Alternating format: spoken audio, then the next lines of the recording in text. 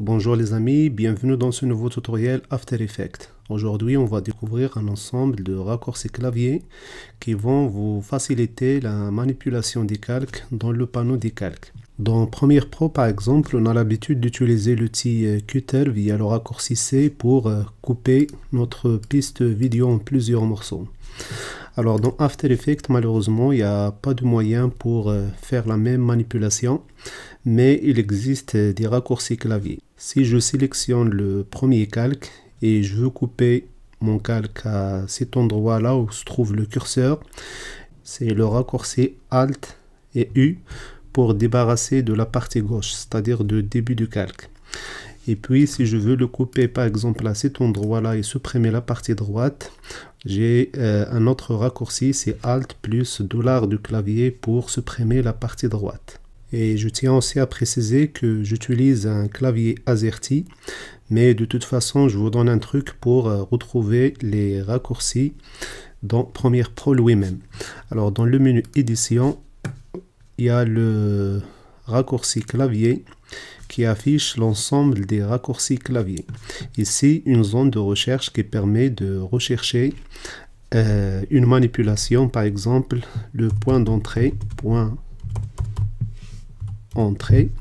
ça se trouve dans le panneau calque, et le raccourci que je viens d'utiliser, c'est réduire le point d'entrée du calque, c'est-à-dire couper le calque et se débarrasser de la partie gauche. Il y a encore un autre raccourci, c'est U accent tout seul, ça permet de définir le point d'entrée du calque. Alors je vais voir ça en démonstration. Je fais Command Z pour revenir à l'état initial. Supposons que je souhaite que ce calque commence à cet endroit là sans couper, donc je n'ai qu'à appuyer sur la touche U du clavier et voilà, c'est bon. Command Z pour annuler. Ici je souhaite que mon calque se termine par exemple à cet endroit là précisément, je n'ai qu'à appuyer sur la touche $, et voilà, donc j'ai ici la fin de calque collé au curseur.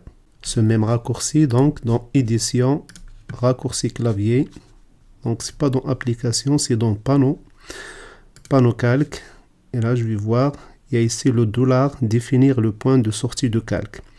De la même manière, si j'ajoute le raccourci, la touche Alt au raccourci $, donc Alt plus $, ça permet de réduire le point de sortie du calque.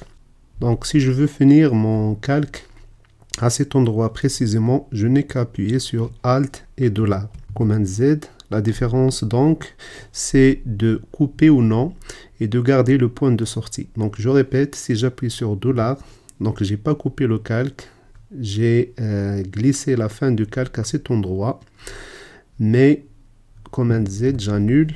Si je fais Alt et $, je garde la fin du calque et je coupe ce qui reste, c'est-à-dire la partie droite. Command Z. Autre raccourci important, alors je vais glisser celui-là au début. Si je veux par exemple, je vais glisser le curseur à cet endroit. Si je veux coller mon deuxième calque au curseur à cet endroit précisément, j'appuie sur la touche Shift du clavier pour avoir une sorte de magnétisme. On va remarquer, sans appuyer sur la touche Shift du clavier, c'est difficile à positionner correctement mon calque. Mais si j'appuie sur Shift, j'ai une sorte de magnétisme dès que je m'approche. Vous remarquez, dès que je m'approche du curseur, ça colle automatiquement. Encore d'autres manipulations. Si je veux, par exemple, couper ce calque et de garder les deux parties gauche et droite, je n'ai qu'à appuyer sur Command, Shift et la touche D. Il m'a créé donc deux calques, un calque pour la partie gauche et un calque pour la partie droite. Pour dupliquer un calque, par exemple celui-là, je n'ai qu'à faire Command D.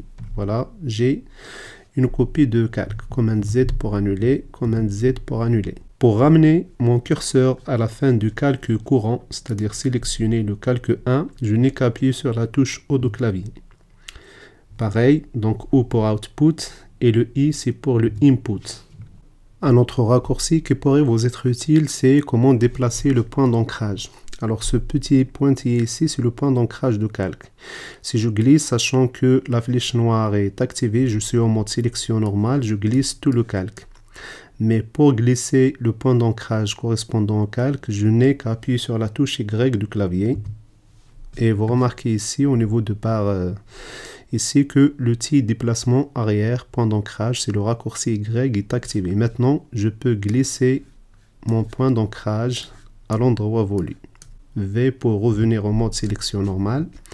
Pour sélectionner tous les calques de mon panneau calque, je n'ai qu'à faire commande A, select all, donc c'est valide aussi pour les calques dans mon panneau calque. Ça pourrait être utile par exemple si j'ai plusieurs calques dans le panneau des calques. Alors je vais essayer de dupliquer commande D plusieurs fois. Ici plusieurs calques sont ouverts.